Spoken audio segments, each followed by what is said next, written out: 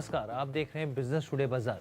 अगर मैं इस वीडियो की शुरुआत आपसे एक सवाल के जरिए करूं कि मौजूदा वक्त में कौन से सबसे हॉट सेक्टर्स हैं, जाहिर सी बात है आप कहेंगे रेलवे, रिन्यूएबल और एनर्जी। आज हम जिस स्मॉल कैप कंपनी पर चर्चा करने जा रहे हैं, इसका बिजनेस इन तीनों सेक्टर से जुड़ा हुआ है। इतना ही नहीं, इसके जो क्लाइंट्स हैं वो एयरटेल, जियो, बजाज, अडानी, सोलर जैसे बड़े बड़े क्लाइंट्स इस कंपनी के मौजूदा वक्त में हैं।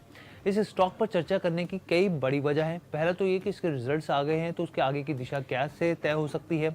दूसरा, पिछले कुछ वक्त से स्टॉक में ताबड़तोड़ तेजी है। एक महीने में ये स्टॉक जो है 110% भागा है, वहीं 6 महीने में करीब 200% से ज़्यादा ये स्टॉक चढ़ चुका है। तो ये तेजी कहीं बबल वाली तो नहीं, ये भी समझने की कोशिश करेंगे कहीं ऐसा तो नहीं स्टॉक आगे चल के धड़ाम हो जाए और निवेशकों को नुकसान हो जाए।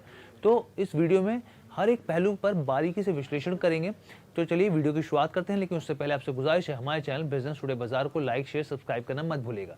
तो यहाँ पर मैं जिस कंपनी की बात कर रहा हूँ, देखिए इसके सबसे पहले बिजनेस मॉडल को समझते हैं। तो यहाँ पर मैं बात कर रहा हूँ सालासार की। सालासार टेक्नोलॉजी की टेक जो कंपनी उसकी बात कर रहा हूँ। ये कंपनी, ये देखिए आपके सामने आ गया 30 रुपये का ये जो स्टॉक है सालासार टेक्नो। अब इसके सबसे पहले बिजनेस मॉडल की बात करते हैं तो ये कंपनी साल 2006 में शुरू हुई। बेसिकली जो सालासार टेक्नो इंजीनियरिंग का काम है वो टावर मैन्युफैक्चरिंग इंडस्ट्री से जुड़ा हुआ है।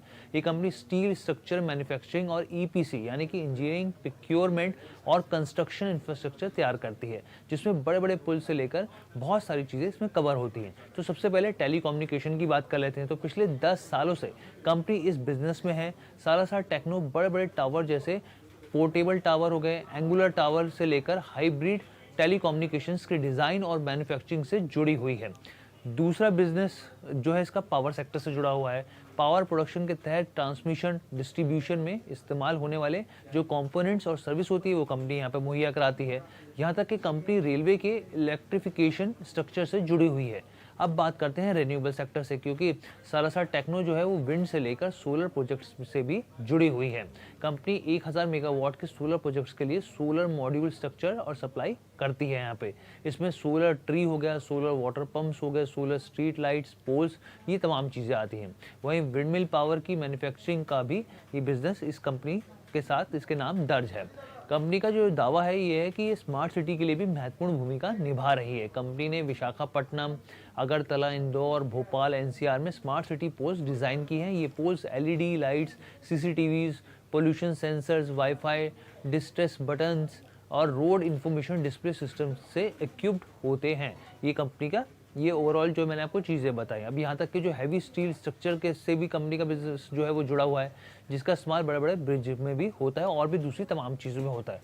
यहाँ पे आपको क्लैरिटी हो गई इसके बिजनेस मॉडल की। अब कंपनी के मार्केट कैप की बात करते हैं। जो इस कंपनी का मार्केट कैप है सालासार टेक्नो का, वो करीब 4641 करोड़ रुपए का है। भारत में कंपनी का जो बिजनेस है वो करीब 91% भारत से आता है, वहीं करीब 9% जो है एक्सपोर्ट से आता है। इसमें कौन कौन से देश शामिल हैं? करीब 25 से ज़्यादा देश इसमें शामिल हैं, जो जिसके ज़रिए कंपनी अपनी सर्विसेज एक्सपोर्ट करती है, जिसमें वेस्ट और ईस्ट अफ्रीका हो गए, फिलीपींस हो गए, सऊदी अरब हो गया, नेपाल, म्यांमार, तमाम देश शामिल हैं। इसके क्लाइंट्स की बात करें तो बड़े बड़े क्लाइंट्स हैं इसमें एयरटेल हो गए, Jio, Bajaj, Adani solar, Jindal steel, America tower जैसी बड़ी कंपनियां शामिल हैं। अब इसके रिजल्ट्स की बात करते हैं, उसके बाद हम आपको बताएंगे कि इसका टारगेट क्या है, कौन से इसमें कंसर्न है या है भी या नहीं है। वो हमने मार्केट एक्सपर्ट से बात करी है, तमाम चीज़ों पे बात करेंगे, लेकिन सबसे पहले रिजल्ट्स की स्थिति समझ लेते हैं। तो चालू वित्त वर्ष की तीसरी तिमाही में कंपनी के कामकाज से जो रेवेन्यू आया है वो करीब 304 करोड़ रुपए रहा है, जो कि पिछले क्वार्टर में 275 करोड़ रुपए था और पिछले वित्त वर्ष की तीसरी तिमाही में ये 240 करोड़ रुपए था। यानी कि रेवेन्यू के मोर्चे पर चाहे आप क्वार्टर वाइज देखें या फिर साल दर साल वाई बेसिस पे देखें तो बढ़ोतरी हुई है। अब कंपनी के शुद्ध मुनाफे यानी कि नेट प्रॉफिट की बात कर लेते हैं तो ये करीब 16 करोड़ 75 लाख रुपए आया है। और जो पिछली तिमाही की बात करें यानी पिछले क्वार्टर 2 की बात करें तो वो 9 करोड़ 20 लाख रुपए था। और अगर पिछले वित्त वर्ष के तीसरे तिमाही की बात करें यानी पिछले साल की वाई बेसिस पे तो वो करीब 10 करोड़ 70 लाख रुपए था। यानी कि नेट प्रॉफिट में भी चाहे आप वाई बेसिस पे देखें या क्वार्टर वाइज देखें तो यहाँ पे भी बढ़ोतरी हुई है। पिछले 5 क्वार्टर से कंपनी की सेल्स में तेजी देखने को मिली है, वहीं ईपीएस में भी बढ़ोतरी हुई है। अब आइए जानते हैं मार्केट एक्सपर्ट से कि उनकी क्या राय है इसके रिजल्ट्स को लेकर। तो सुनिए राघवेंद्र जी ने क्या कहा। रिजल्ट तो अच्छे रहे हैं इस कंपनी के, नो डाउट। और कंपनी जो है टेलीकम्युनिकेशन टेक्नोलॉजी में काम करती है।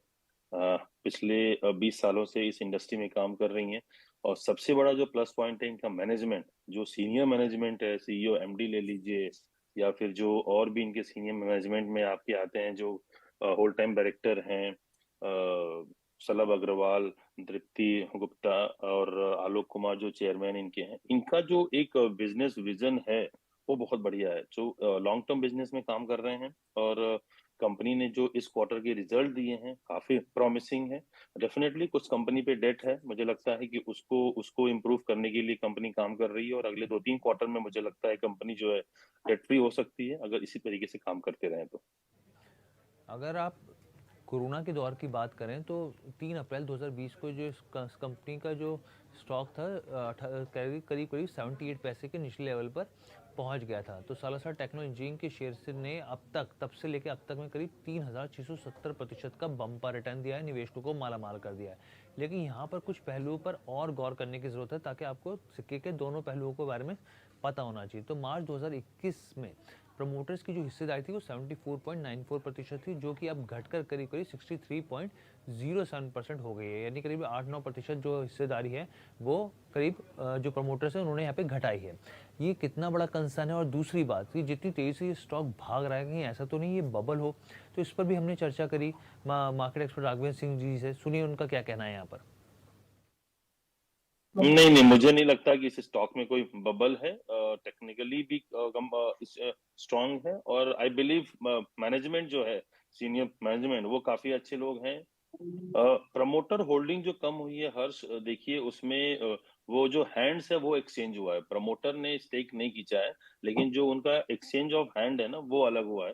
सो मुझे लगता है कि वो एक सबसे बड़ा थोड़ा सा मेरे लिए कंसर्न था, लेकिन मुझे नहीं लगता बहुत बड़ा इशू होगा बिकॉज पहले जो मैक्सिमम जो शेयर होल्डिंग थी प्रमोटर की, उससे जो है अभी मिस्टर संजय चांडक करके आए हैं जो कि इंडिपेंडेंट डायरेक्टर हैं, उनके पास थोड़ी बहुत स्टेक गए हुए हैं। तो ये एक्सचेंज ऑफ हैंड है, कोई ऐसा प्रमोटर ने अपना स्टेक नहीं हल्का किया है।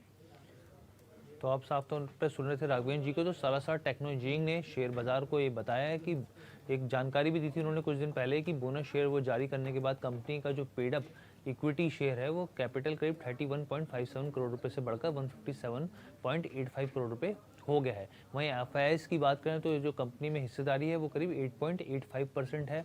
बड़े घरेलू निवेशकों की जो हिस्सेदारी है वो जीरो है, यानी कि कोई हिस्सेदारी नहीं है यहाँ पर।